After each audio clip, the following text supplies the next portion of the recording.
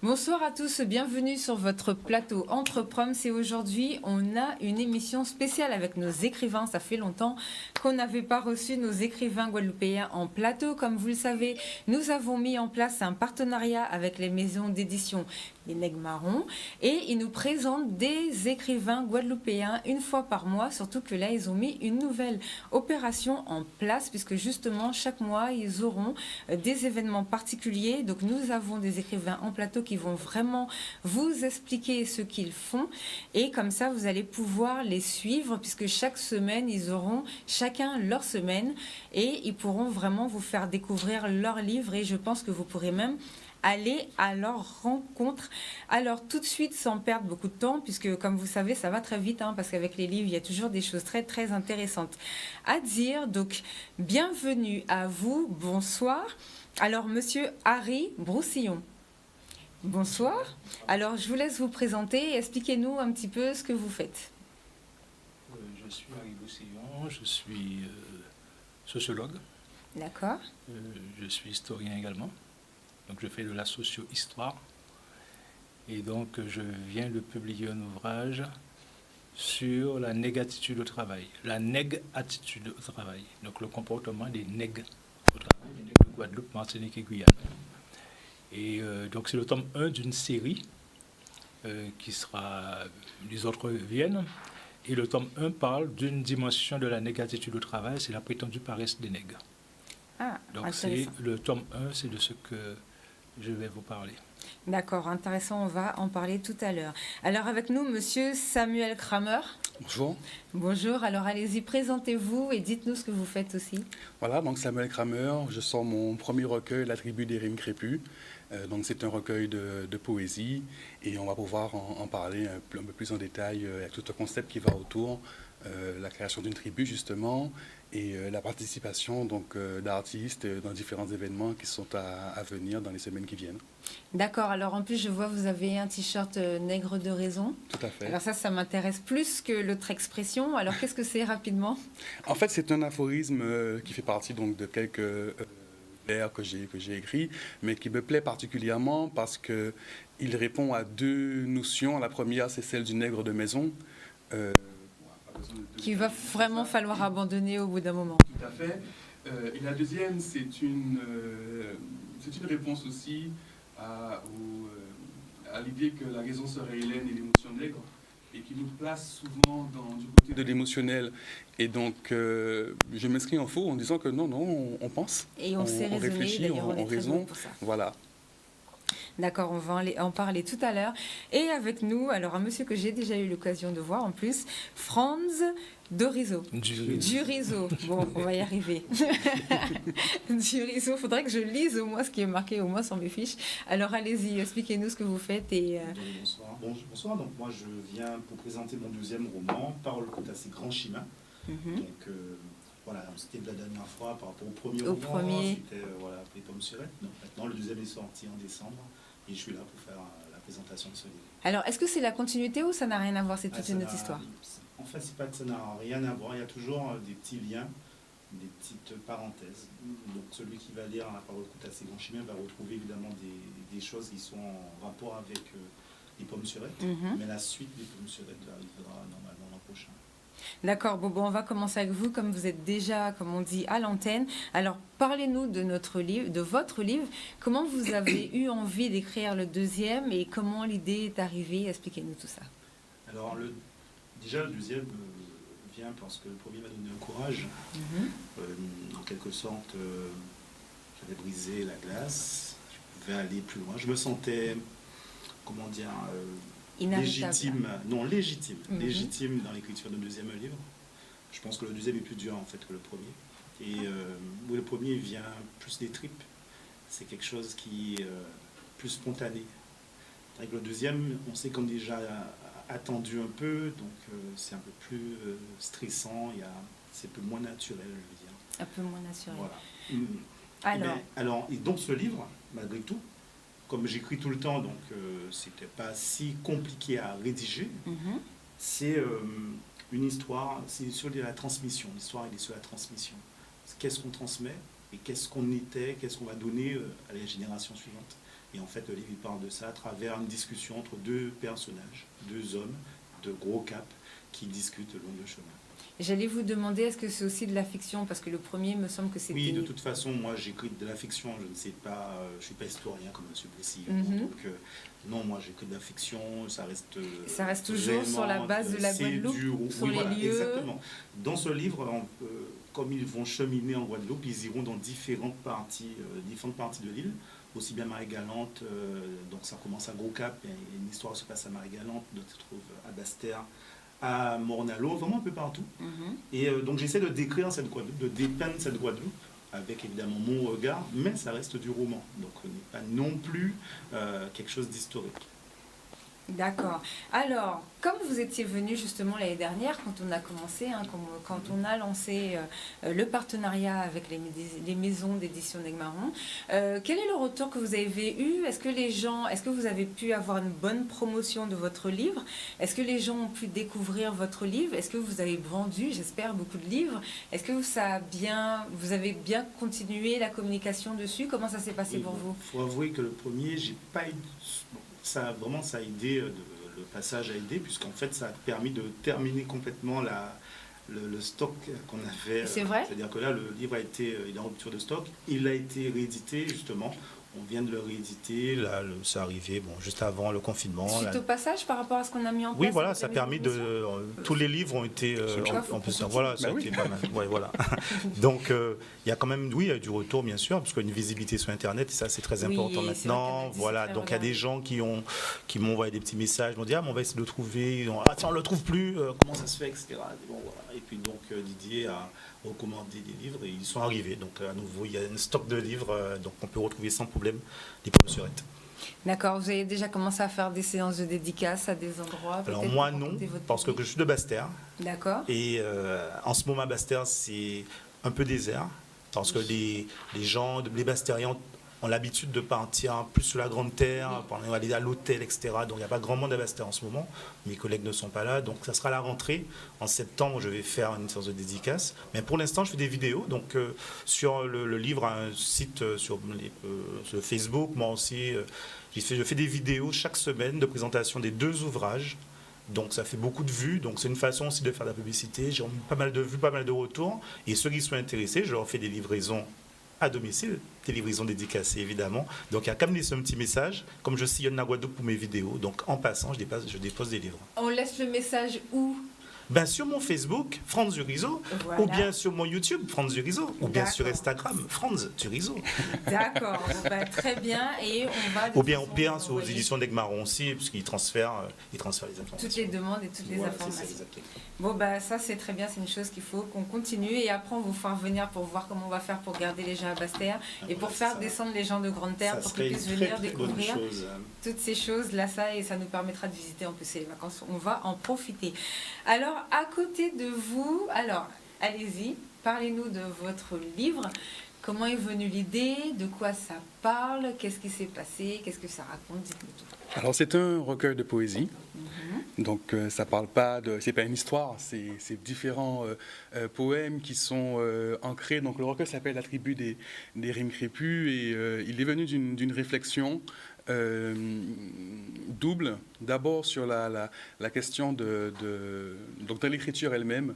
Je parle de rimes crépues parce que justement le terme crépus, il rappelle quelque chose d'assez évident, c'est le cheveu qui est un marqueur identifiant très fort, mais c'est aussi un cheveu qu'on a essayé de lisser, de cadrer, de décrier, et qui malgré tout, quand on lui fout la paix, il revient à son état naturel. Donc c'est un cheveu qui est par définition hors cadre, en tout cas hors de la norme ambiante. Monsieur Broussillon, sociologue, va me rejoindre sur la question de la norme et de la norme dominante. Et donc cette écriture-là, justement, se veut en contre-pied donc de cette norme dominante. Et puis je joue aussi sur la notion de crépus autour du terme crépusculaire, donc le crépuscule, où je rapporte ça à notre identité d'antillais, où nous sommes justement ce que je pense être des êtres crépusculaires, entre 2 temps, entre 2 mondes. Nous avons donc une ascendance africaine évidente, on la revendique beaucoup moins, mais nous avons aussi une ascendance occidentale. dans notre culture. Nous sommes à peu près tous métissés d'une façon ou d'une autre.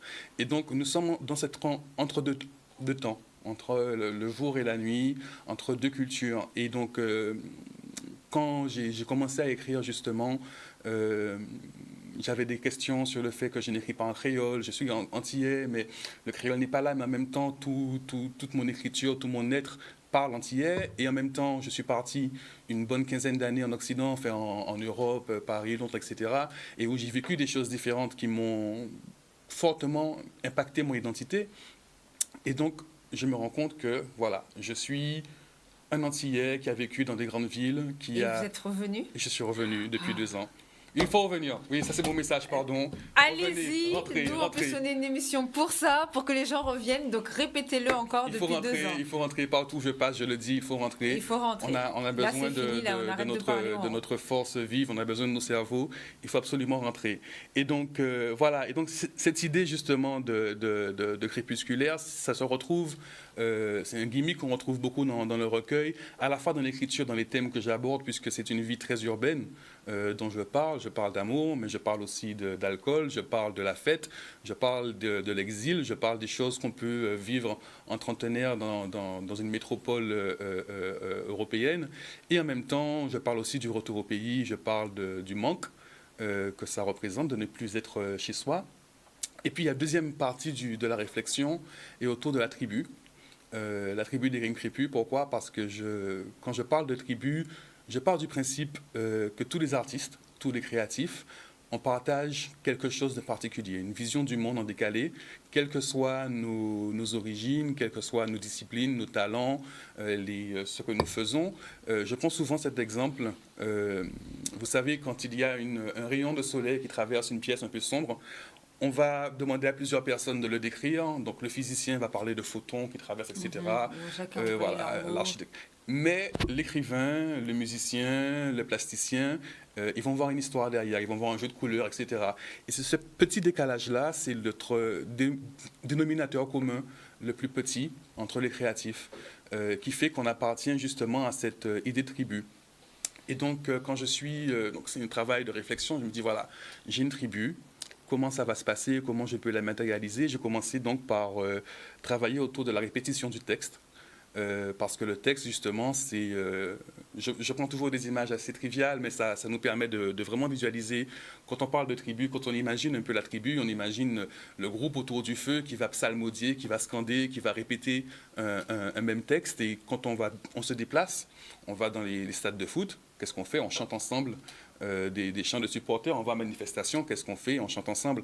On sort de boîte 3 mecs bourrés à Paris, qu'est-ce qu'on fait? On chante à Znavour. Donc voilà, il y a cette idée justement que la répétition du texte nous unit et forme une espèce d'unité, un peu comme le Léviathan. Donc la multiplication des individus va créer quelque chose de nouveau. Et donc je pars de ce principe-là, et donc je suis parti sur cette idée de créer donc 3 éditions du même recueil pour manifester concrètement l'idée de la répétition.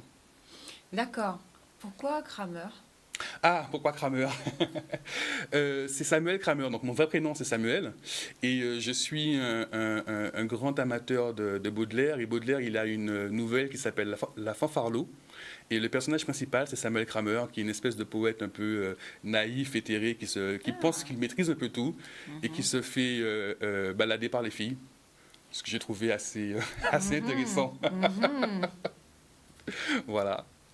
D'accord, on va revenir tout à l'heure pour reparler un petit peu de votre livre. D'ailleurs, j'aurais une question pour savoir s'il y a des poèmes d'amour, puisqu'on dit que les Antillais ne sont pas romantiques, donc on va voir s'il y en a. C'est du spleen.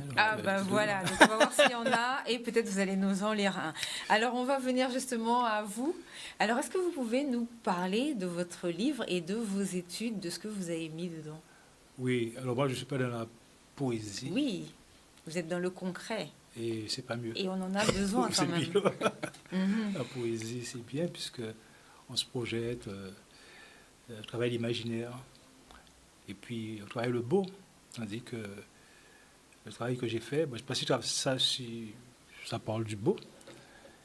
Quoique je me suis inspiré beaucoup de la poésie, parce que je cite beaucoup des écrivains poètes.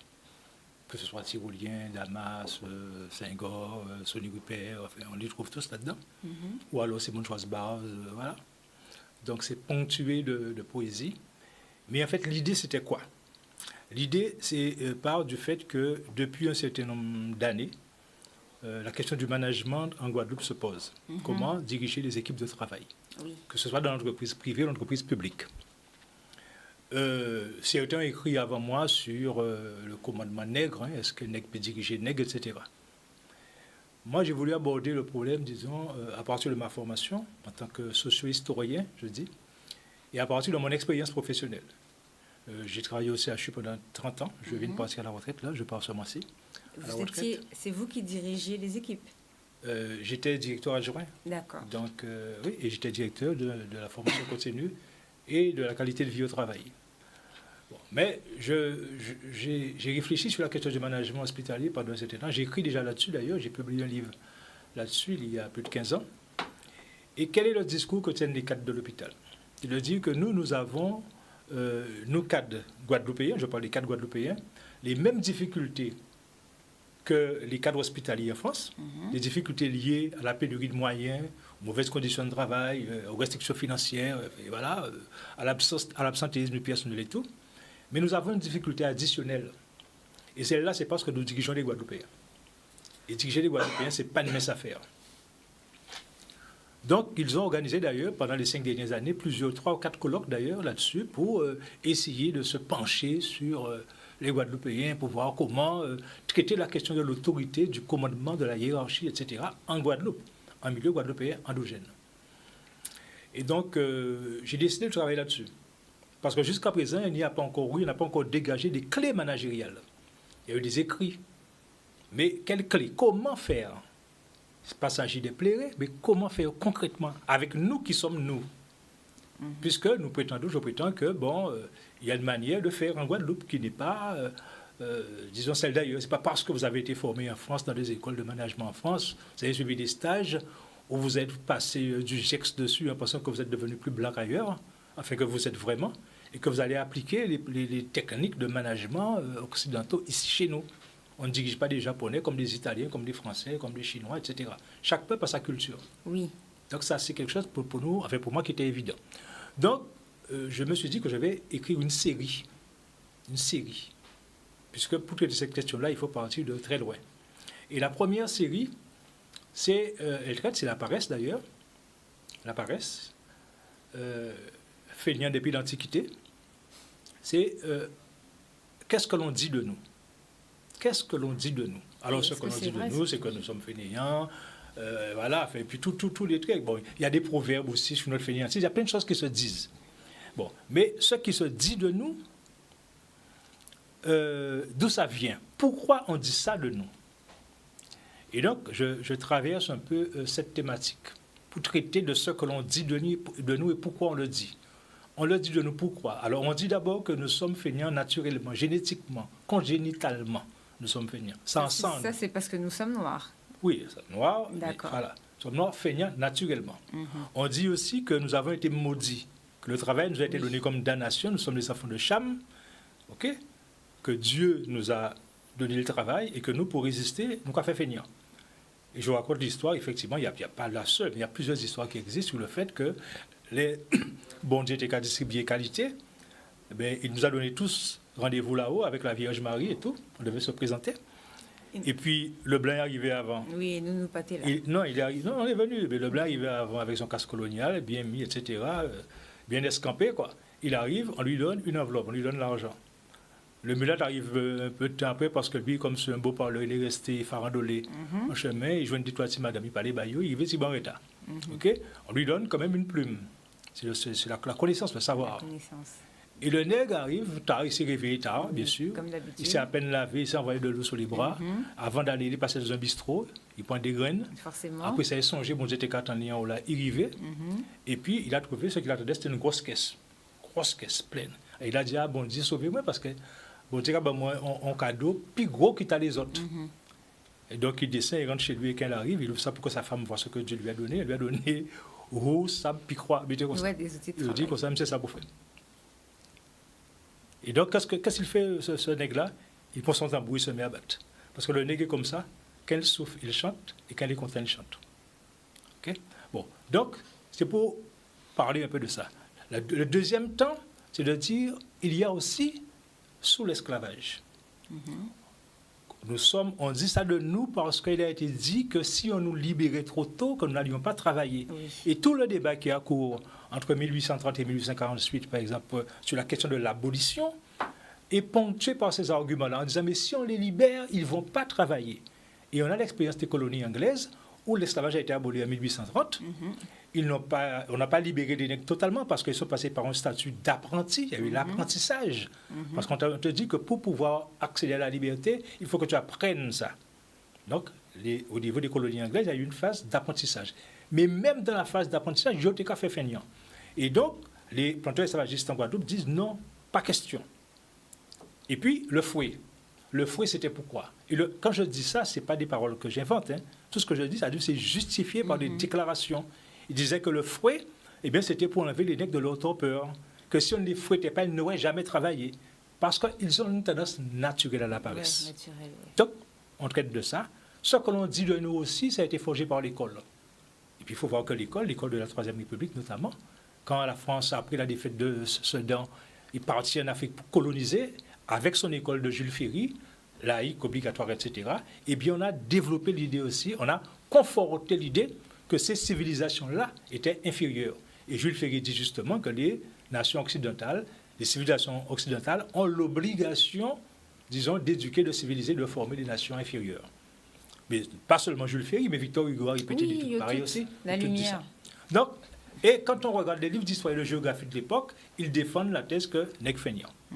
Et puis il y a eu enfin nous-mêmes. Parce qu'il y a une chose qui est très importante, c'est que nous répétons ce que l'autre dit. Exactement. Nous nous regardons avec le regard de l'autre. Et nous trouvons des Guadeloupéens, des cadres, mais des gens comme ça qui disent, oui, eh bien, Guadeloupéen feignant. Ouais. Ou alors qui vont jusqu'à dire, je parle de choses vécues, concrètement, j'étais allé au Sénégal, et puis Sénégal, avec les voyages organisés, on voit une situation, pas de grande misère, mais de pauvreté, disons, où j'entends un Guadeloupéen dire, heureusement la France tire nous là. Ouais, ça... Mais heureusement la France tire nous là, ça signifie heureusement ils mettent nous esclaves. Heureusement nous passer par la phase de ça pour vite. Mais ça renvoie à un discours d'avant où on considérait que l'esclavage était la nécessaire transition pour nous permettre de passer de l'état de sauvage à civilisé. Donc voilà, c'est cette thématique-là qui apparaît, qui est abordée dans le livre à partir de cet angle et qui va se poursuivre après sur d'autres ouvrages, parce que c'est une série. Le prochain ouvrage dira bon, voilà, ça c'est ce que l'on dit de nous. Le deuxième, c'est qu'est-ce que nous donnons à voir? Puisque si on le dit de nous, c'est qu'il y a des choses que nous montrons. Qu'est-ce que nous donnons à voir? Le troisième, c'est que notre comportement, il est déterminé par quoi? Et revenir à l'histoire. Et le quatrième, ce sera, eh bien, quel sera le guidonnage Bocase? C'est-à-dire, quelle sera la forme de management guadeloupéen qu'il faudra mettre en place? Donc, c'est ce que j'appelle le guidonnage Bocase, ce management endogène et autocentré, et donc dégager quelques clés qui, disons, pourraient être débattues et éventuellement servir. Ben justement, j'avais deux questions. Donc, la première, puisque vous avez dit que ce sont des choses, chaque communauté a sa culture, est-ce que la paresse et la manière dont les gens nous voient, c'est aussi valable pour la Martinique, la Guyane, étant donné qu'eux aussi ont subi de toute façon la même histoire que nous? Oui, le livre, c'est Guadeloupe, Martinique, Guyane. De la négativité de travail. Ça parle de Guadeloupe, Martinique et Guyane. D'accord, donc ça c'était ma première question. Et la deuxième question, par rapport à cette histoire de management, comment vous voyez dans la société le fait que les gens, alors, soit se plaignent qu'ils ne peuvent pas revenir, parce que justement ce serait difficile de pouvoir être responsable de Guadeloupéens ou bien de Martiniquais? Comment vous voyez ça, vous, dans notre société? Parce que c'est un gros problème qu'on a actuellement. Moi, je pense que ce n'est pas un problème. Enfin, c'est un problème, c'est les gens disent que c'est pour ça qu'ils ne reviennent pas. Non, les gens disent ça. Les nègres ne peuvent pas diriger les nègres. Bon, effectivement, il est une réalité, c'est que c'est comme la théorie du fanchou. Nous sommes dans le fanchou. Moi, je disqualifie ça complètement. Et là, c'est encore notre manière à nous de nous... de nous autoflageller tout le temps, de nous autoflageller. Non, Il y a des difficultés à être, comme dans toutes les petites communautés. Ça existe dans les villages en France aussi. Bon, tout le monde qui avait habité à un monde, qui avait habité à ça existe. On le sait. OK? Mais pourquoi, quelle difficulté il y aurait à diriger des Guadeloupéens si nous, managers, nous nous posons réellement en tant que Guadeloupéens? Autrement dit, nous ne venons pas pour diriger comme l'autre, avec le regard de l'autre. Ça, c'est Okay? ce que les gens, Parce que effectivement... moi, j'ai vécu des trucs au CHU. Il y a un cadre qui part faire une formation en France. Et quand elle fait une formation dans une école de cadre, elle revient, elle est cadre de service, OK? Elle revient dans un service, et puis elle veut appliquer dans son service-là tout ce qu'elle a appris sur nous, là. On n'est pas français, nous. Il y a une manière de voir, de composer. Il y a des fondamentaux à respecter dans le management. Il y a des fondamentaux à respecter, mais sauf que vous n'allez pas diriger comme en France. Par exemple, il y a des gens qui disent que vous dites tout le temps, fais ça pour moi, fais ça pour moi. Ou pas, il y a dit, on a fait ça pour moi parce que ce travail a fait. Oui. Bon, mais quel est le problème de dire, fais ça pour moi? Qu'est-ce que ça t'enlève à toi? Si dans notre culture, la relation affective, elle est importante. D'accord. Moi, je suis responsable d'un service. Je porte un truc à ma secrétaire, je lui dis, bon, vous pouvez faire ça pour moi, s'il vous plaît. Faire ça pour moi, s'il vous plaît. Est-ce que je l'ai supplié? Non. Parce que je sais de toute manière que si elle ne le fait pas, je lui dis, bon, écoute, je t'ai dit de le faire, un point, un trait, quoi. OK? Mais je sais que la porte d'entrée, c'est ça. Donc, il faut essayer de voir comment nous fonctionnons. Quel est notre rapport à l'autorité? Comment le Guadeloupéen a perçu historiquement le cadre guadeloupéen? Est-ce pas vrai qu'on commandait en l'esclavage ou qu'on gérait l'habitation là? Et si tu viens, quand tu as la posture du géreur d'habitation, comment tu fais? Pourquoi les conflits sociaux dans des entreprises sont plus violents quand il s'agit de Guadeloupéens contre Guadeloupéens? Pourquoi? Mais c'est parce que le Guadeloupéen qui vous voit là, OK, est en poste de responsabilité, souvent il considère que vous avez un poste qui est usurpé. Parce que normalement, c'est le blanc qui est là. Donc, votre fonction, elle est usurpée. Première chose.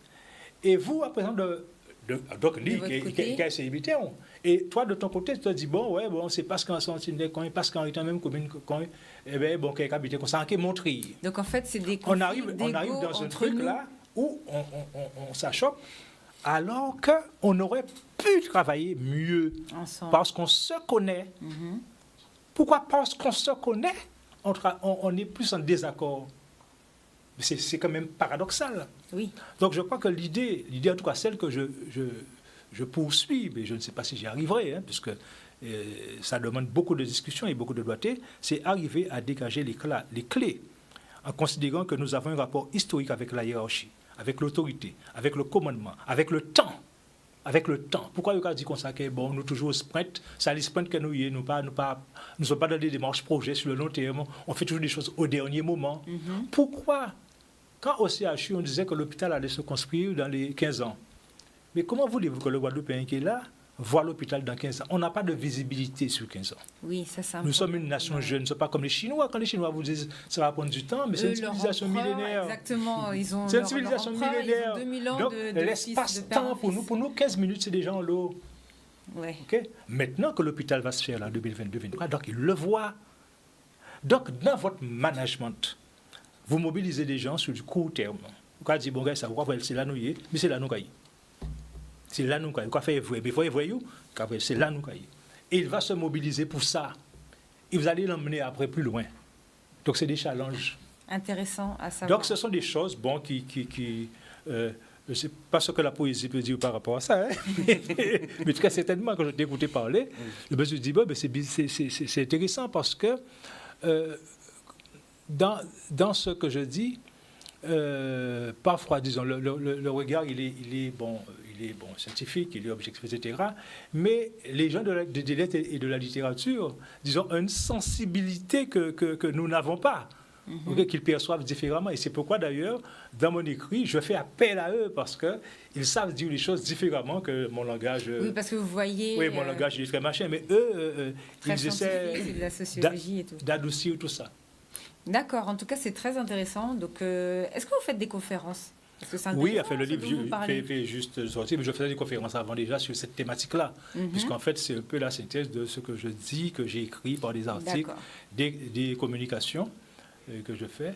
Et puis, bon, on va partir bientôt en conférence. Bon, ben, d'accord. Je vais surtout travailler les deux autres qui arrivent là, parce que pour C'est que un vous package. puissiez- C'est un package. Alors, un poème. Oui, un poème d'amour? Oui, pourquoi pas. Puisqu'on a dit que les Antillais ne sont pas romantiques. Qu'est-ce que c'est que cette histoire? Ah, voilà. Ah, Qui a dit ça?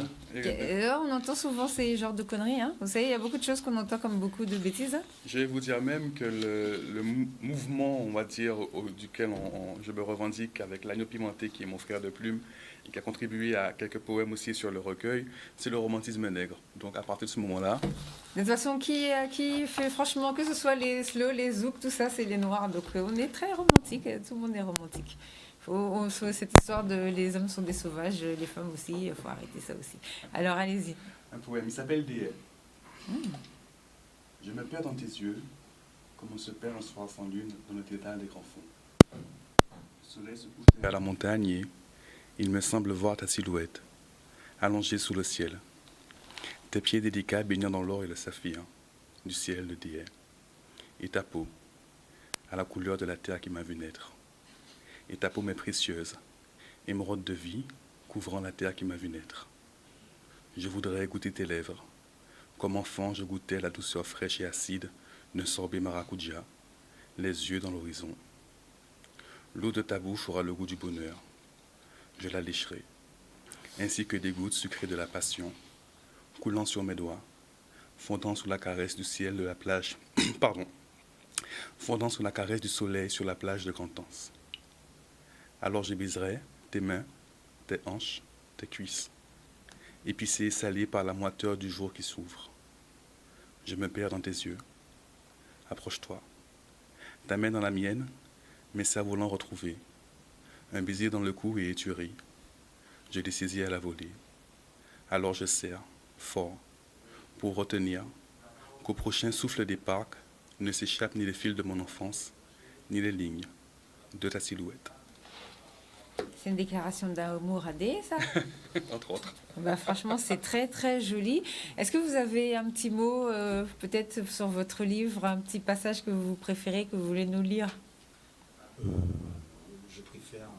J'aime tout mon livre en fait. Oui. Heureusement. Heureusement.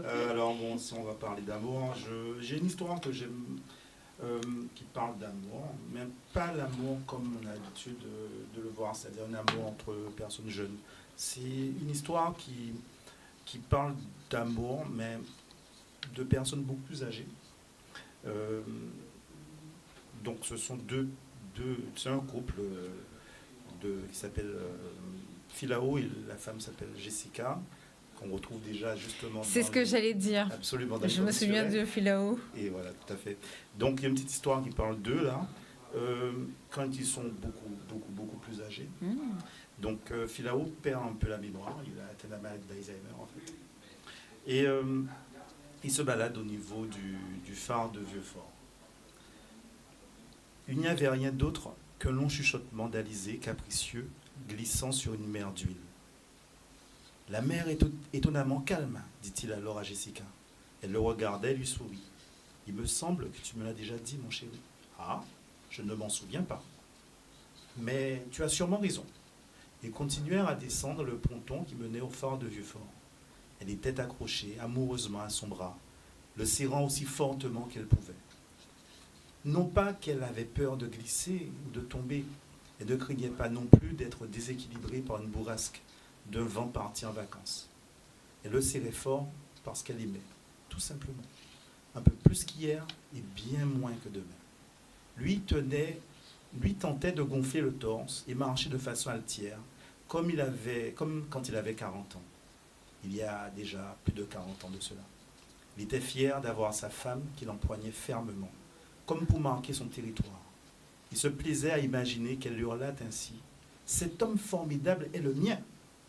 Et cet homme formidable, c'était lui. Il se savait formidable, car il avait réussi à se faire aimer d'une femme formidable pendant plus de 65 formidables années.